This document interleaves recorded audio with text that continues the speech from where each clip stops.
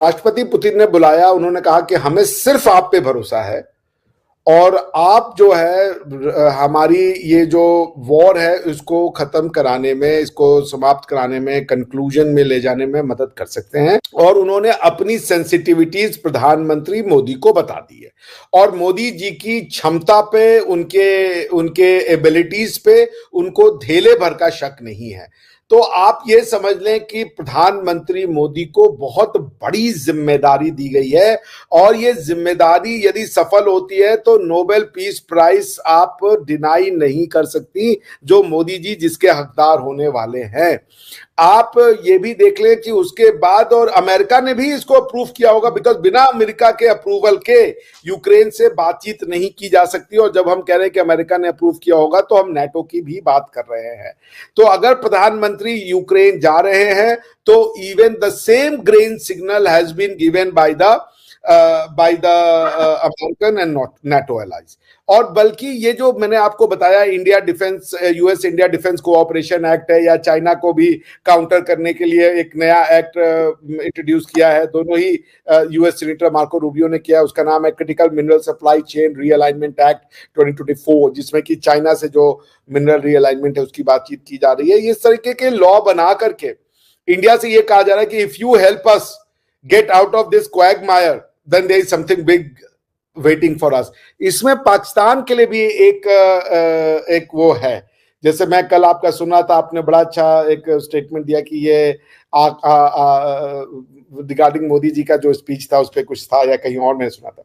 तो उसमें प्रधानमंत्री मोदी ने ये कहा है कि ये जो आतंक के आका हैं वो ये समझ ले कि कुछ बड़ा होने वाला है और वर्ल्ड अब तैयार है कि प्रधानमंत्री मोदी जी ये वाला मामला सॉल्व करवाएं और वर्ल्ड प्रधानमंत्री मोदी से कहेगा कश्मीर पे आपको फ्री हैंड है।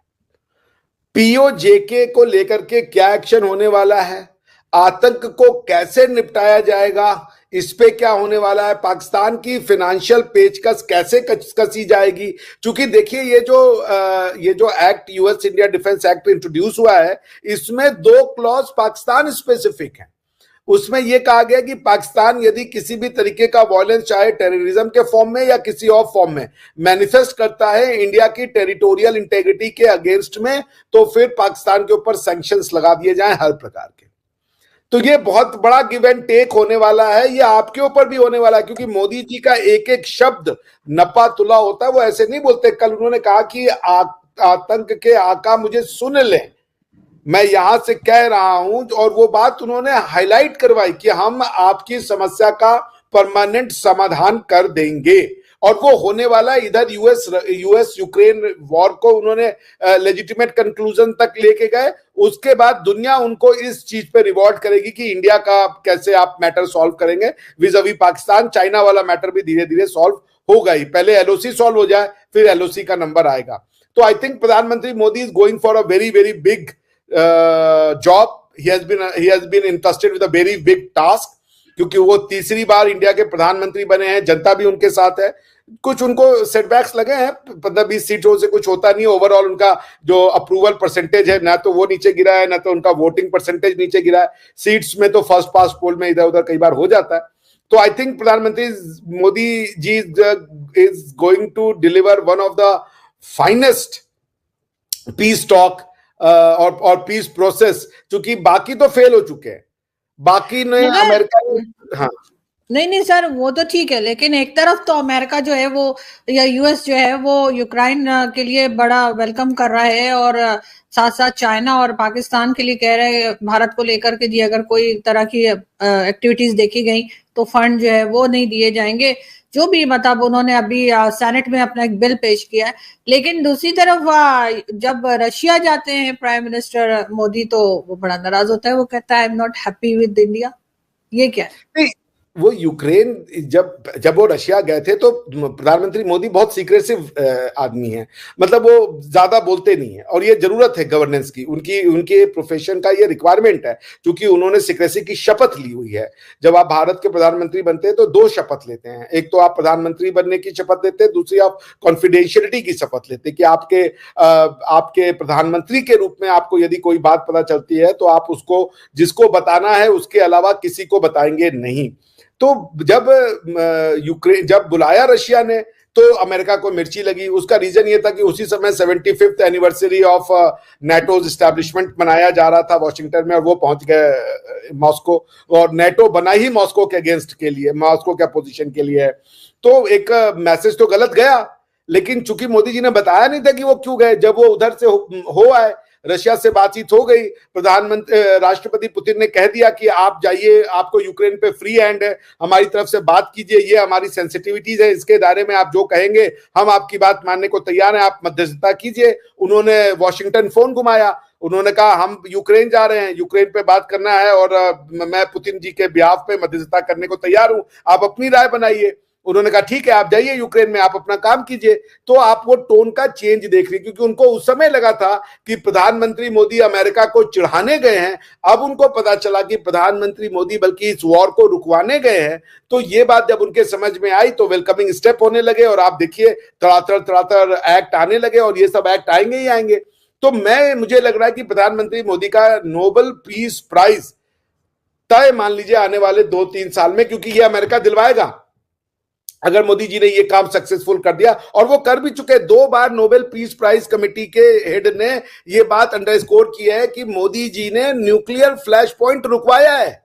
हमारे यहाँ ये कुछ नए यूट्यूबर आकर के बोल रहे थे कि वॉर रुकवा दिया। न्यूक्लियर वॉर रुकवाने का भी स्टेटमेंट जो है वो नोबेल पीस प्राइज कमेटी के उसने दिया था कि ही वॉज सीरियसली कंसिडरिंग, और फिर प्रधानमंत्री मोदी वेट इन एंड उन्होंने कहा कि आप ये न्यूक्लियर वाला तो ऑप्शन छोड़ ही दीजिए, एंड देन पुतिन साहब ने न्यूक्लियर वाला ऑप्शन जो है उसको रूल आउट किया था। तो प्रधानमंत्री मोदी के ऊपर लोगों को ट्रस्ट है, और अमेरिका के जो कंसर्न्स थे वो कंसर्न्स तो यही थे ना कि ये वॉर कैसे रुकवाया जाए।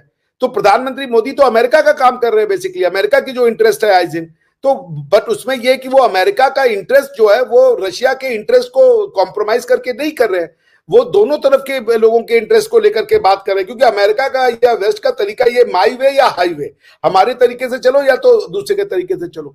तो बॉटम लाइन ये होता है कि ये जो तरीका है ना अमेरिका का, वो दूसरों की बात समझना नहीं चाहते, सैंक्शन लगा दो, ये लगा दो, वो सबका जमाना गया। अमेरिका के रशिया के साथ इंडिया और चाइना ने ये बता दिया कि international legal order, international world order has changed. World order में अब वेस्ट की मोनोपोली नहीं चलेगी, चाहे वो फाइनेंशियल मोनोपोली हो, चाहे वो डिफेंस की मोनोपोली हो। There are alternatives. आप अगर सैंक्शन लगाएंगे तो वो उसका जो बाईपास है, उसका जो अल्टरनेटिव रूट है, वो इंडिया और चाइना वो सारा का सारा प्रेशर अपने ऊपर सस्टेन करने के लिए, ये दो वर्ल्ड पावर जो हैं इनके अंदर ये क्षमता है। तो अब अमेरिका को जब ये पता चल गया है कि मोदी जी ने उनको चिढ़ाने के लिए नहीं गए थे, बल्कि मोदी जी जो है वो पुतिन साहब की बात को as an emissary, as a mediator वो ले जाने के लिए हैं, और वो अब यूक्रेन से बात करेंगे। और नेटो का इसमें आपकी भाषा में करें, जो पाकिस्तानी अक्सर बोलते हैं आशीर्वाद है, हालांकि वो आशीर्वाद होता है।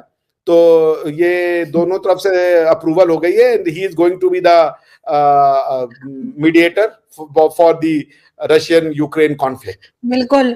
जुलाई 2024 में रूस की यात्रा करने के बाद अगस्त में पीएम नरेंद्र मोदी यूक्रेन की यात्रा पर जा सकते हैं। रूस और यूक्रेन के बीच फरवरी 2022 से युद्ध चल रहा है और अब भी दोनों देशों के बीच शांति स्थापित होने की संभावना नहीं नजर आ रही है। ऐसे में पीएम मोदी का कुछ हफ्तों के अंतराल पर इन दोनों देशों की यात्रा पर जाने को लेकर सिर्फ दिल्ली ही नहीं बल्कि पूरी दुनिया के कूटनीतिक गलियारों में उत्सुकता बढ़ गई है। अगर योजना के मुताबिक उनकी यूक्रेन यात्रा होती है तो वो हाल के समय में मॉस्को और कीव जाने वाले संभवतः पहले वैश्विक नेता होंगे। वैसे इस यात्रा के बारे में अभी आधिकारिक तौर पर कोई जानकारी सामने नहीं आई है, लेकिन कूटनीतिक सूत्रों ने बताया है कि यात्रा की तिथि के बारे में दोनों देश संपर्क में हैं और इसे अगस्त के अंत में संभव बनाने की कोशिश की जा रही है। मोदी की रूस यात्रा को लेकर अभी वैश्विक कूटनीतिक मंच पर काफी चर्चा है। खास तौर पर अमेरिका की तरफ से इस पर गहरा रोष कई स्तरों पर जताया जा रहा है। भारत रूस का बहुत ही पुराना मित्र देश है, लेकिन यूक्रेन रूस युद्ध पर उसने अपनी स्वतंत्र नीति अपना रखी है। रूस के हमले की भारत ने अभी तक निंदा नहीं की है, लेकिन यूक्रेन के साथ भी